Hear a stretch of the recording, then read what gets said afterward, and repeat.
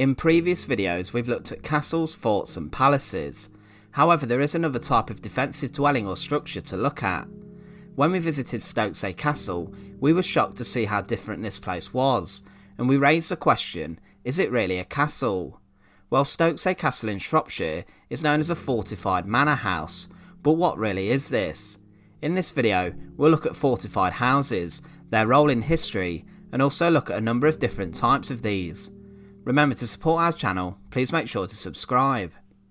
During the Middle Ages, most homes and houses, no matter how big or small, needed some form of defence to protect them. This could vary from a lock on a door to a huge fortified castle complete with a moat, towers or more. One of the most common forms of defence in medieval society though was a simple tower house. This was a stone house built high enough to make it difficult to attack without besieging the tower.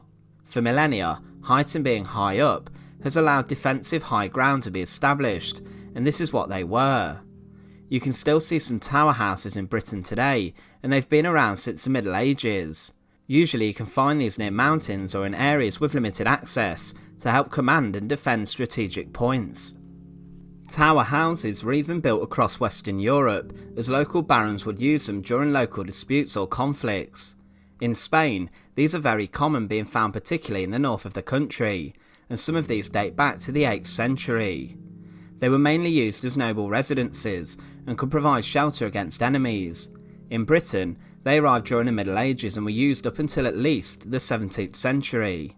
These tower houses were intended sure for defensive purposes and for a military nature, however they were also furnished for comfort and would allow the owner to entertain guests. So they function really as a normal house would, and in Scotland during the 18th century, these would be used as a retreat for the wealthy upper classes. Earlier we mentioned Stokesay Castle, and today this marks one of the finest fortified manor houses still surviving in England or even Europe. A manor house is a country house which in history formed the administrative centre of a manor. Under the feudal system, manor houses would be the dwelling house for a lord of the manor.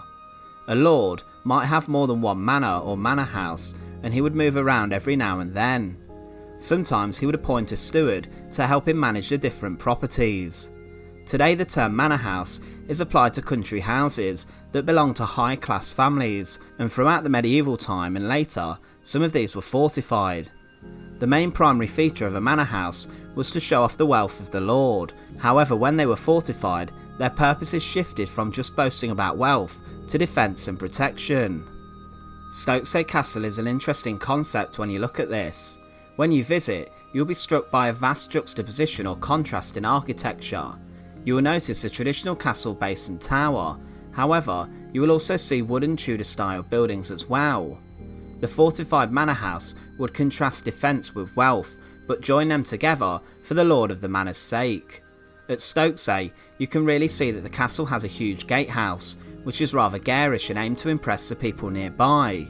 This gatehouse, however, is just for appearances and isn't really a good defensive structure. The nearby church would allow people to attend there every week, as during the medieval times people really had to attend, but when they went, they'd see Stokesay Castle in all its glory.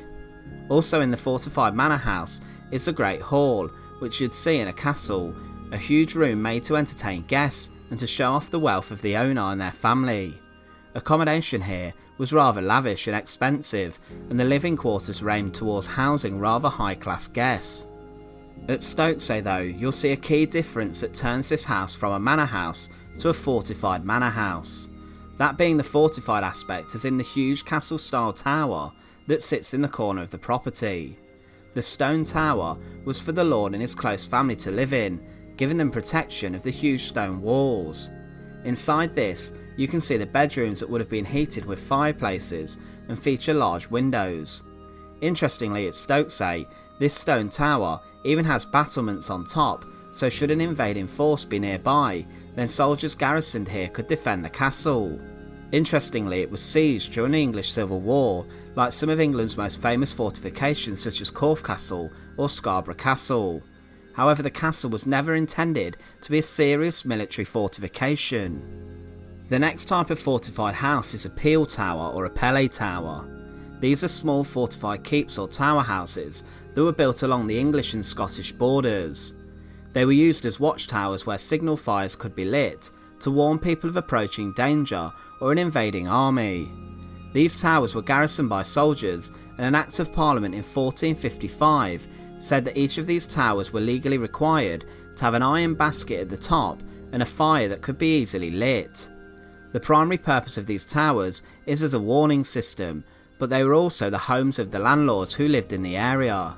They would live in the Pele Tower with their families and staff, while followers of theirs would live outside the walls in simple huts.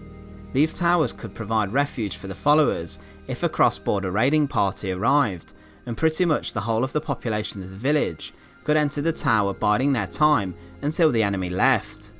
Interestingly, these towers are not usually found in places that have a castle, but are found in smaller settlements and are associated with churches. Bastle houses are a type of house found on the border between Scotland and England, similar to the Pele Tower. These are farmhouses that had a number of different security measures that would add protection. They had extremely thick walls, with some being more than a metre thick, and also had a ground floor that would be used as a stable space for valuable animals such as horses. Families would live here, and the family would live on the floor above the ground. During times of danger and night time, the upper floors could only be reached by a ladder, which could be pulled up from the inside, thus isolating the family high above the danger. The windows in the Bassel house would have thin arrow slits, allowing the family to shoot out and be relatively safe inside, and the roof would be made from a more fire-resistant slate. These houses were intended primarily as a family dwelling and house, rather than a fortress or for defence though. So to conclude, there are lots of different fortified houses that were used throughout the Middle Ages. However, what's interesting is the fact that even in the most simple dwelling or house, people felt the need to be extremely secure. So was this a constant fear in the mind of those? As society wasn't as civilised as the modern times, you have to assume so. However, some of the fortified houses or homes that still stand have extremely interesting stories behind them. It's fair to say that those who were extremely wealthy really wanted to clash their opulent ideas for the wealthy homes with the powerful image of a castle-style tower or stonework. For this stonework would hopefully deter anyone from crossing the person who owns the house, and hopefully maintain control in the area. Thanks for watching. To support the channel, please make sure to subscribe. Once again, thank you for watching.